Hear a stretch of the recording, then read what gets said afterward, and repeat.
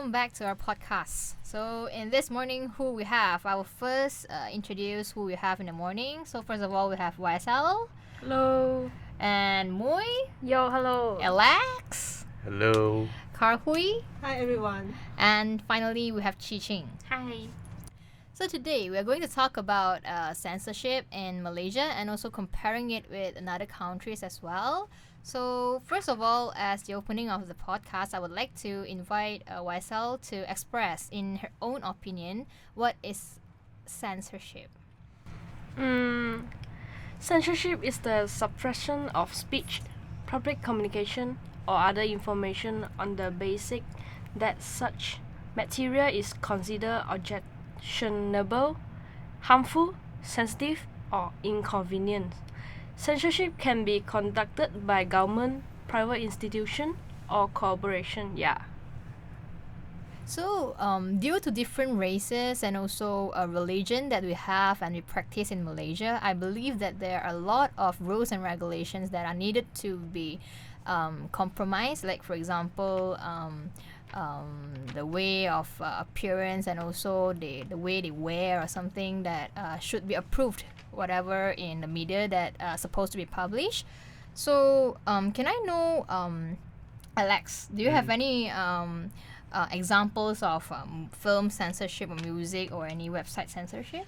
Okay, if we're talking about like real life censorship, we can see very clearly in Malaysia there was a couple of cases back in the years. Like for example, there was a scene that our local government deemed inappropriate, which, as they quote, contain LGBTQ elements, which is Beauty and the Beast. Yeah. All right. And because of this strong uphold to religion in Malaysia, in terms of music, we have a few artists who are actually banned from entering into our country to conduct their concert. Like for example, we can see Rihanna, Beyonce, and even some heavy metal rock bands, right? Because this one apparently for them it is considered against religion. Okay. Yeah, for me, I have experience of a lot of music censorship. For example, because I love to listen to songs a lot, so there's a few examples that I can give to elaborate more in how Malaysia censor music. For example, Payphone from Maroon 5, there is a lyrics in there that they actually use this F word and they actually replace the F word with stupid. So in the song, they actually come out with a cleaner version that it can be aired in the radio stations. Yeah, so that is one of the examples that I could give in music censorship. Now I would like to ask KarHui, do you have any opinion in censorship? Yeah, Malaysia has a history of music censorship. In radios, they will censor lyrics with coarse language, and also songs with a lot of coarse language will be banned in Malaysian radios. Thank you, KarHui. So, moving on to Mui, do you have any opinion on this particular topic? Yeah, but my opinion is about the internet censorship. So as I know, there are thousands of websites blocked by the Malaysia Communication, the MCMC, and because of these are related to porn, gambling, and the website that provide the download of unauthorized copies content such as those movies.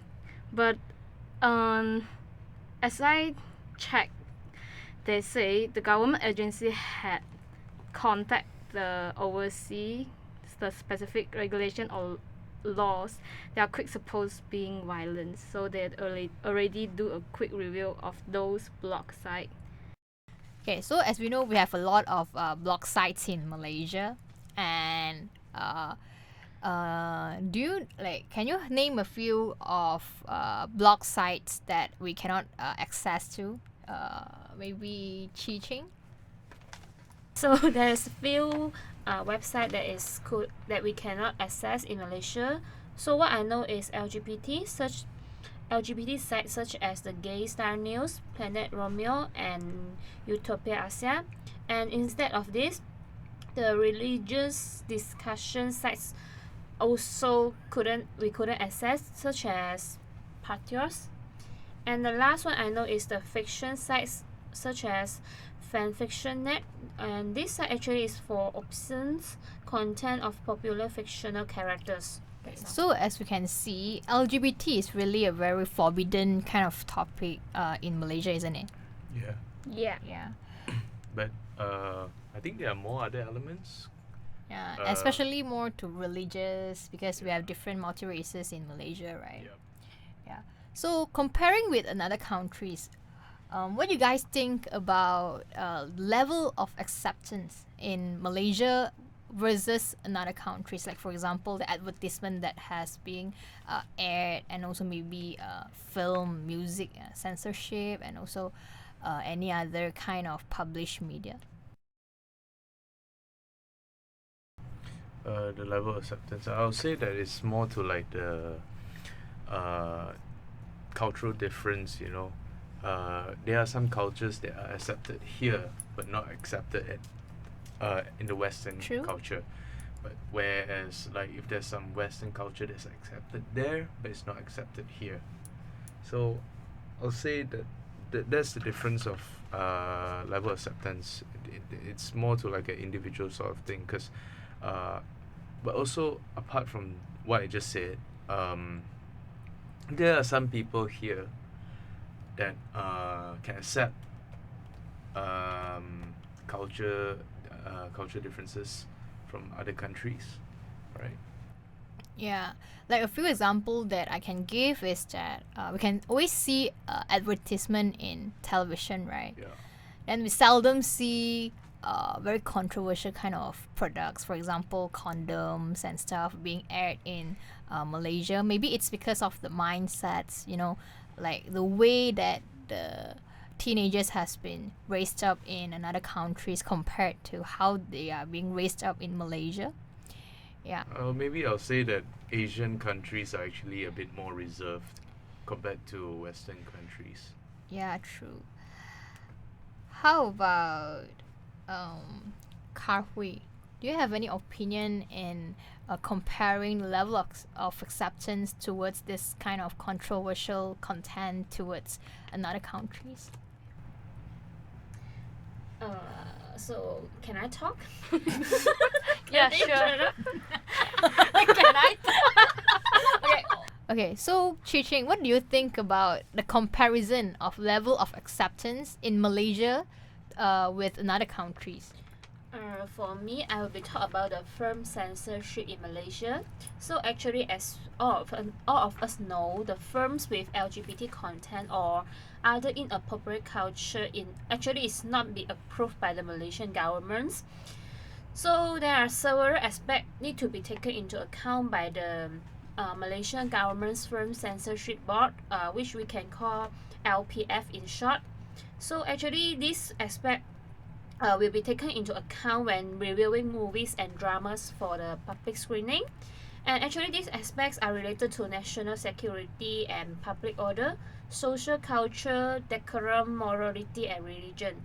And LGBT issue falls under social culture, so the board will remove and will not approve any scene and dialogue that promote such as culture in films and drama lah. So comparing with Malaysia's kind of film, you mean that in other countries they might also air this kind of content rather than keeping it to themselves, right? Yeah. Yeah. I would feel that for overseas, I think they would have censorship. I mean, everywhere in the world, every country, they have their own individual censorship. But I think the censorship for like violence and for other elements, vulgar elements, will be a little bit more subtle than Malaysia, because More lenient.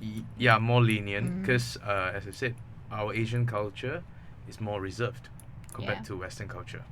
Yeah. So other than that, do you think that it is useful to implement this kind of censorship? Like, because for me, it is a bit too much. No, I don't like it. Yeah. Yeah, Because I agree. yeah. It's not much useful to implement censorship, because if they are really want to know, they still can get it from another ways. Yeah, I agree to what YSL has said, because, for example, pornography kind of website is still accessible and with the usage of what VPN they call it, right? Yeah. Virtual private network, I Yeah, think. yeah. Yeah, because if they are really interested in certain topics, they will get their way to know about the content, Yep. right? Yeah. Yeah. Like, for example, in China, they are being blocked to use Facebook. So, but you can still see a lot of celebrities and famous people are still using Facebook and also Instagram. Yeah, they are actually using their own way to access whatever they want because of the advanced technology. Yeah. So, do you guys have any extra opinion on this question?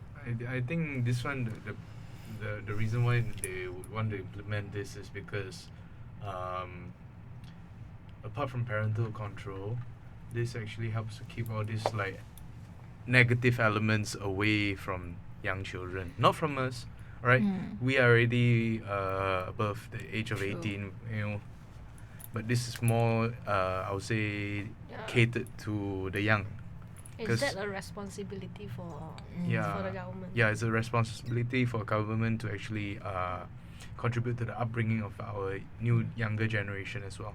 So, as to summarize your point, is Yeah. that it's okay to censor certain content, but in an appropriate amount. Yeah, in appropriate amount, Yeah. but still have to depend on certain things. Like there is a reason why in cinemas there are movies that are rated PL-18, and which they do not allow young kids below the age of 18 to enter and watch. Yeah. Yeah. True. Okay. So censoring the media content is actually not an individual's responsibility. It includes how government should take care of what has to be aired, and also parents, how they take control of their own children, and also teenagers about their self-control. Yeah. So do you guys have any suggestions for each of the particular individual?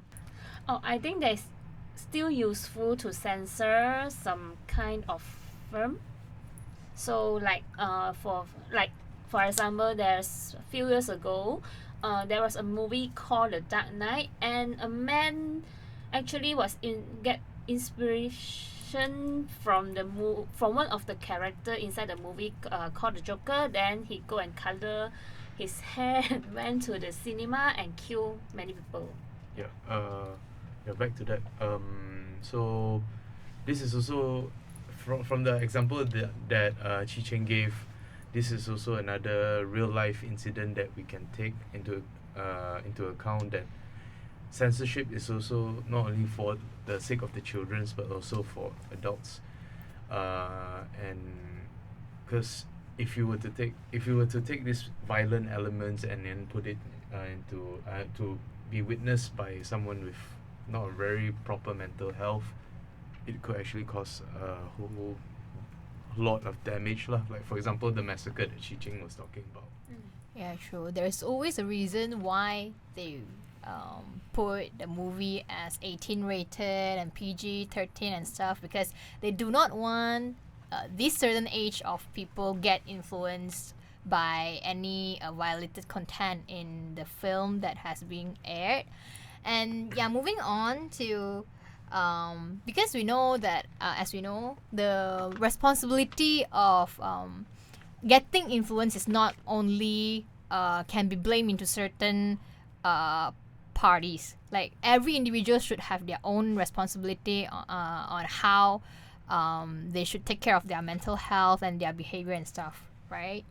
Yeah, for example, we have like government and parents, and also each and every individual. They are responsible of what they are going to do and what's their behavior. Yeah, so is there any suggestions that you guys can give, like what they can do to educate the future generations on violated contents and sensitive contents? I think our